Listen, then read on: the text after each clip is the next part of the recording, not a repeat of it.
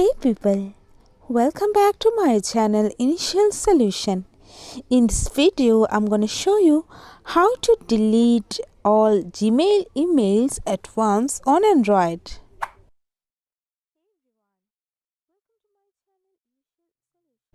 For this, go for your email first, then just select one, and you can see there is a select all option here. Tap on it and now all selected here. Then just tap on in this trash icon here and now it's all done.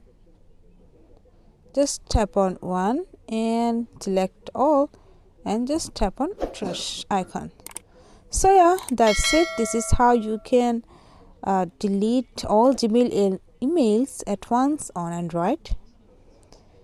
If you found this video helpful, then please like, comment and share, subscribe to our channel and don't forget to hit the bell icon for more videos. Thank you. This video is sponsored by Zerosoft. Zerosoft offers graphic design, UI UX design, digital marketing and web development. Elevate your brand with Zerosoft today. For more details, check the description box.